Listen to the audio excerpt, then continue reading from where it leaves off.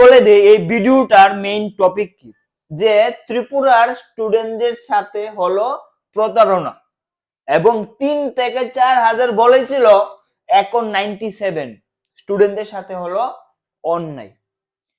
খুবই একটা গুরুত্বপূর্ণ বিষয় আমি আজকে আলোচনা করতে চাই, যেটা ত্রিপুরা স্টুডেন্টদের সাথে কি রকম বড় প্রতারণা হলো।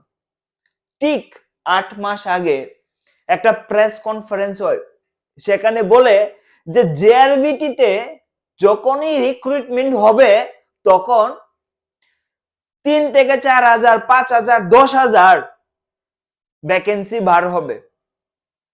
8 মাস পরে আবার প্রেস রিলিজ হয়, সেখানে বলে যে গ্রুপ সি এর মধ্যে নাকি 97টা আর গ্রুপ ডি এর মধ্যে নাকি নিয়ার অ্যাবাউট 30টার কথা বলে। তো এই যে ছেলে মেয়েগুলি আপনাদের কথায়, আপনাদের প্রেস মিটিং এর কথার কারণে এই যে ছেলে মেয়েগুলি যে একটা আশা করছিল, আপনাদের কথায় বিশ্বাস করে স্টুডেন্টরা পড়াশোনা শুরু করে, দীর্ঘদিন ধরে পড়াশোনা করছে তারা। আমাদের বিভিন্ন কোর্স আছে অনলাইন, সেই অনলাইন কোর্সে অনেক স্টুডেন্টরা পড়াশোনা করছে, একটা আশা নিয়েছিল যে হ্যাঁ আবার জেআরবিটির ভ্যাকেন্সি বার হবে। কেউ আশা করছিল না যে জেআরবিটিতে আবার পরীক্ষা হবে, আবার স্টুডেন্টদের চাকরি পাবে, সেই আশাটা কেউ করছিল না।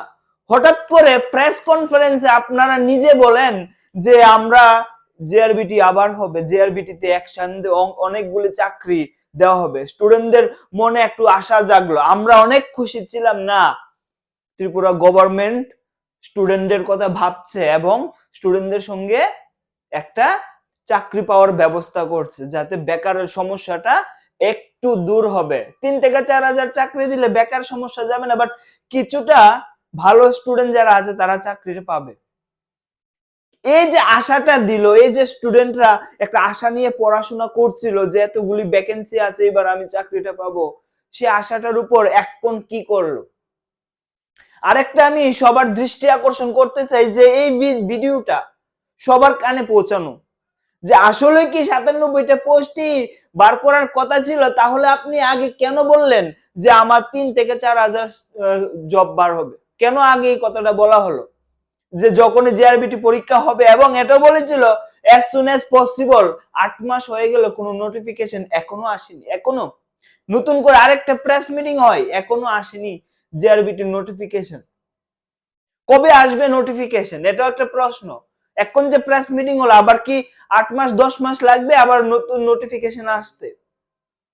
কোনো কিছু আনক্লিয়ার না, আসবে as soon as possible, আসতে পারে, আসবে খুব তাড়াতাড়ি, এসব কথাই চলবে না। একটা নির্দিষ্ট ডেট দরকার।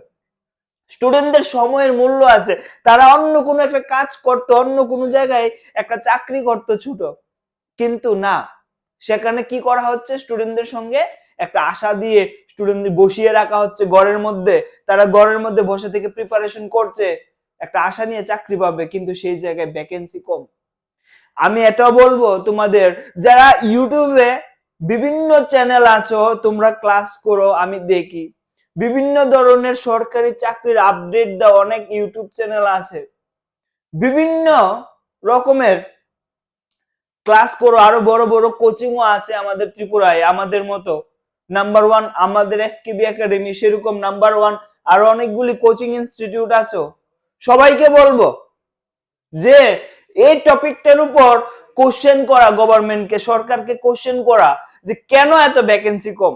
কেন আপনারা আগে বলেছিলেন যে আগে আমি 3 থেকে 4 হাজার চাকরি দেব, কেন এখন মাত্র 97টা আর 20টা পোস্ট? এই যে কোশ্চেনটা গভর্নমেন্টকে অবশ্যই আনসার দিতে লাগবে এই বিষয়টা। যদি আমরা সবাই মিলে প্রশ্ন করি, অনলাইনের মাধ্যমে সবাই এই প্রশ্নটা করতে পারি। দেখো, আমি কোনো দলের সাপোর্ট না যে আমি সিপিএম, আমি বিজেপি, আমি কোনো অন্য কোনো দলের সঙ্গে যুক্ত, আমি কিচ্ছু না। I am not interested any political party. আমি শুধু একটা জিনিস জানি, যেখানে ভুল হবে আমি প্রশ্ন করতে আমি রেডি, আমি এখানে প্রশ্ন করব। তো আমি এটাই বলবো, যারা স্টুডেন্টের লাইফ নিয়ে চিন্তা করো, অনেকেই বলে আমরা স্টুডেন্টের সাথে আছি, আমি স্টুডেন্টের পক্ষে আছি, অনেকেই এরকম কথা বলে, ইউটিউবের মধ্যে আসে বড় বড় জ্ঞান দেয় যে আমি স্টুডেন্টের পক্ষে থাকবো, স্টুডেন্টকে সাপোর্ট করব, আমি তোমাদের সাথে আছি। এখন সাথে থাকার সময়, এখন বলো কথা স্টুডেন্টদের পক্ষ নিয়ে, এখন প্রশ্ন করো সরকারকে, ভয় পেবে না। তো একটা কথাই বলবো যে গভর্নমেন্টকে এই যে ভ্যাকেন্সির যে কথাগুলি কেন বলেছিল, আর আদৌ কি 3 থেকে 4 হাজার যে একসঙ্গে বাল্ক ভ্যাকেন্সি বার হবে, সেটা কি বার হবে? যদি বার হয় ইমিডিয়েট যাতে এটা জানানো হয়। অনেক স্টুডেন্ট আশা নিয়েছিল, এই যে 8 মাস আগে 7 মাস আগে যে বলা হয়েছিল যে 3 থেকে 4 হাজার ভ্যাকেন্সি বার হবে। তো সেই বিষয়টা নিয়ে আবার একটা কনফারেন্স আমরা চাই, যে একদম প্রেস কনফারেন্সে একদম এই কোশ্চেনটা আমরা চাই যে স্টুডেন্টদেরকে বলা হোক, স্টুডেন্টদেরকে বলা হোক এবং জানানো হোক, সেই যে বলা হয়েছিল 3 থেকে 4 হাজার ভ্যাকেন্সি বার হবে, এটা কবে বার হবে, এটা কখন বার হবে, এক্সাক্ট ডেট বলা হোক। স্টুডেন্টরা আশা করে এইভাবে স্টুডেন্টদের সময় নষ্ট করাটা একদমই ঠিক না। স্টুডেন্টদের সময় নষ্ট করা, আমি একটা কথা বলে দিই, যদি স্টুডেন্টের কোনো ক্ষতি হয়, যদি স্টুডেন্টদের কোনো বিপক্ষে কোনো কাজ হয়, তাহলে অবশ্যই আমি সেই জায়গায় দাঁড়াবো। আমি জানি না কি হবে, কিন্তু আমি দাঁড়াবো এখানে। আমি একটা কথাই বলবো, আমি স্টুডেন্টের পক্ষে আছি, স্টুডেন্টের সাথে আছি এবং সাপোর্ট করব যে কোনো সময়।